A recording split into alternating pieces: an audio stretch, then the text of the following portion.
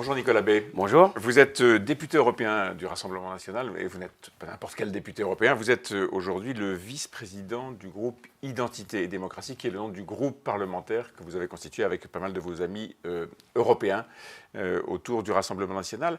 Vous étiez président du groupe antérieurement, dans votre précédent mandat, et aujourd'hui vous n'êtes plus que vice-président, si j'ose dire. Pourquoi ?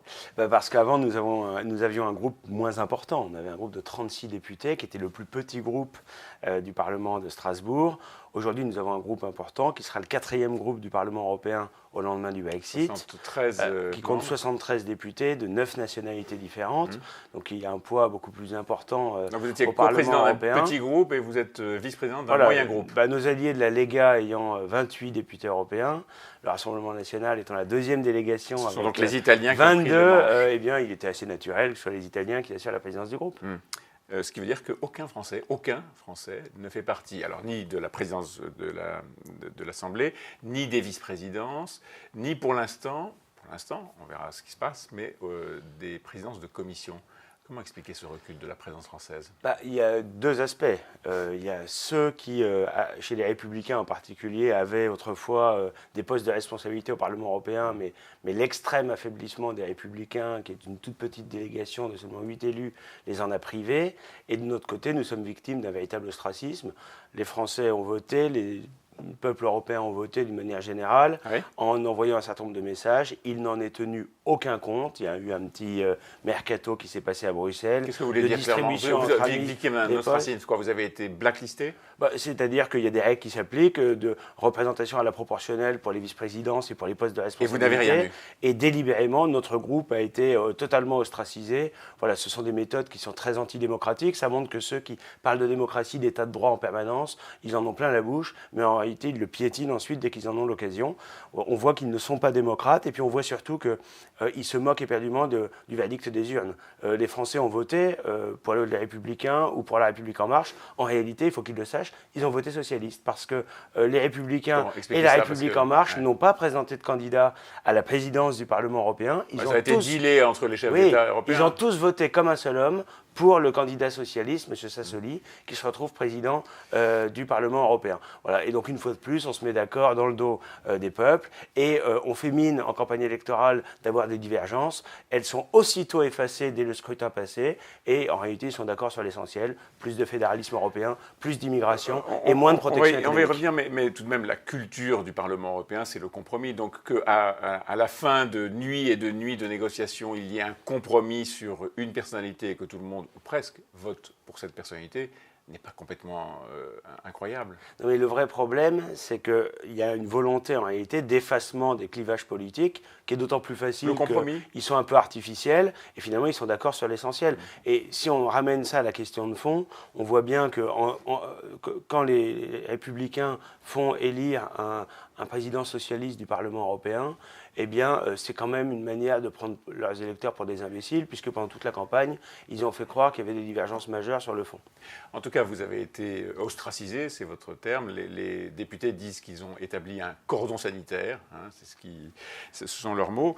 Est-ce que cet échec ne vient pas aussi un peu de vous ? Je veux dire, vous n'avez pas réussi dans votre groupe à rallier ni les Polonais, ni les Hongrois, ni les Britanniques qui sont là pour un moment, mais auriez-vous eu plus de députés ? Peut-être que vous auriez été plus à même de faire entendre votre voix. Non, je ne crois pas. Aujourd'hui, le PPE et les socialistes n'ont pas à eux seuls une majorité absolue en nombre de sièges. Donc vous auriez pu être plus puissant, Nicolas Bay. Ça place les groupes de taille intermédiaire comme le nôtre en position arbitrale, et nous le serons sur un certain nombre de votes. Et quand dans les votes, on s'allie avec les Polonais ou les Hongrois, on peut avoir un poids beaucoup plus important. Qu'on ne soit pas dans le même groupe parlementaire, vous auriez été plus puissant. C'est un aspect technique qui est un peu secondaire, parce qu'on se retrouvera sur les votes, sur l'essentiel. Quand on votera sur les frontières, quand on votera sur les assauts de la Commission européenne contre un certain nombre de pays, notamment la Hongrie ou la Pologne, nous serons à ce moment-là unis dans les urnes, ce qui est beaucoup plus important. Sur l'aspect de l'organisation du travail parlementaire, qu'on ait des groupes différents, c'est pas très grave. Sauf que vous connaissez bien le Parlement européen, vous avez déjà passé plusieurs années là-bas, un mandat entier, et vous savez que ce qui se passe en commission est très important, plus important que ce qui se passe en commission en France même. Et donc, vous avez perdu une partie de votre capacité d'influence, là, dans ces commissions. Et pas vraiment, parce qu'en réalité, dans les commissions, nous pourrons également nous unir, y compris avec des députés qui siègent dans d'autres groupes. Nous allons faire un travail très complet, nous sommes nombreux, nous serons présents dans toutes les commissions, on fera un vrai travail législatif, comme on l'a déjà fait d'ailleurs dans la précédente mandature, et nous serons là d'abord pour dire la vérité sur ce qui se passe, sur les décisions qui sont prises. Je prendrai un exemple très rapidement. Emmanuel Macron, à la fin de la campagne, nous disait on va faire une sorte de moratoire sur les accords de libre-échange quand les normes sanitaires ou environnementales ne sont pas les mêmes. Eh bien, qu'est-ce qu'ils ont fait en quelques jours, en accélérant, là encore dans le dos des peuples, un accord de libre-échange avec le Vietnam, une nouvelle étape dans l'accord de libre-échange, l'abaissement total des barrières douanières avec les pays du Mercosur, le marché sud-américain. Hier, à l'Assemblée nationale, la majorité des députés macronistes ont voté le CETA, c'est-à-dire l'accord de libre-échange avec le Canada. Donc à chaque fois avec des contreparties, mais à chaque fois avec des contreparties, par exemple sur le plan de l'accord de Paris et de la lutte contre le réchauffement climatique. Oui, mais enfin la réalité, c'est quand vous faites... Ça faisait partie de ce qu'avait exposé, vous l'avez dit vous-même d'ailleurs, Emmanuel Macron.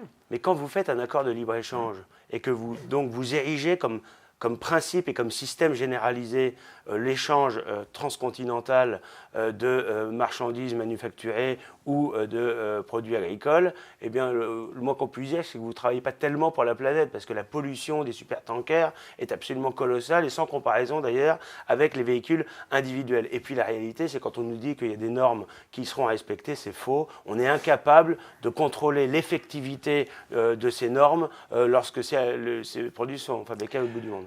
Un dernier mot sur le Parlement européen. Est-ce que rester assis pendant l'hymne, l'Ode à la joie qui a été joué en ouverture de la session du Parlement, c'est digne de ce qu'est cette institution? Mais nous sommes restés assis parce que pour nous, l'hymne, c'est l'hymne national. L'Union européenne n'est pas un État. Il y en a beaucoup qui rêvent que ce soit... se lever pendant un hymne qui est symbolique. Non, mais nous sommes restés extrêmement respectueux, mais nous ne voulons pas... Voilà, mais nous ne voulons pas que l'Union européenne soit un super État, comme certains le souhaitent. Ils sont fédéralistes, ils l'assument d'ailleurs pour un certain nombre d'entre eux, les plus courageux, et donc ils considèrent que l'hymne européen remplacerait l'hymne national. Nous nous levons pour un hymne national, le nôtre bien sûr, mais aussi pour l'hymne national d'autres pays. L'Union européenne ne doit pas être un super État, ça doit être une confédération d'États souverains. Vous respectez ce drapeau? Oui, le drapeau, qu'il y ait un drapeau européen, en soi, oui, en soi ne me pose pas de problème. Mais un hymne, oui. Mais il ne faut pas qu'on fasse comme si c'était un État. Voilà. Ça doit être ni un super-État, ni un supermarché, ça doit être des coopérations entre nations libres et souveraines, et non pas un système antidémocratique entre les mains de technocrates, d'une Commission européenne que personne n'a élue, que personne ne connaît, et qui aujourd'hui décide à la place des peuples. Bon, c'était pas un peu un truc, un gadget? Non, pas du tout. C'était fait pour frapper un peu. Oui, mais la politique, ça marche, on en parle. Vous voyez. La politique est faite de symboles. Voilà, nous ne voulons pas cette dérive fédéraliste que d'ailleurs les députés soutiens d'Emmanuel Macron, eux, assument totalement. Ils veulent aller toujours plus loin dans cette direction. Là encore, c'est exactement le contraire de ce que les peuples veulent. En tout cas, eux, ils se sont levés, c'est sûr. Le bac, on aura les résultats normalement dans la matinée, mais 30 000 copies à cet instant-là manquent encore. Qu'est-ce que devrait faire le ministre de l'Éducation nationale face aux correcteurs qui refusent de rendre les copies? Je crois qu'il faut les sanctionner. Il faut en tirer des conséquences. C'est absolument inacceptable de prendre en otage comme ça des lycéens dont certains attendent les résultats pour ensuite postuler pour certaines écoles ou universités. Ça les place dans une situation de stress extrêmement pénible. Ils sont les pires avocats du service public. Le service public, il mérite d'être défendu. Et à chaque fois, on a des syndicats qui ne sont pas du tout représentatifs, qui en réalité sont les idiots utiles du gouvernement, puisqu'ils offrent un visage tellement outrancier, tellement caricatural, tellement corporatiste, tellement contraire à l'intérêt général, qui rendent finalement service au gouvernement, même quand ce gouvernement effectue des mauvaises réformes. Et il faudrait quoi comme sanction? Bon, écoutez, c'est pas à moi de le dire précisément, mais en tout cas, un parti qui des sait sanctions. dire ce qu'il faut comme sanctions, par exemple, quand il y a des manquements à la loi, bon ben là...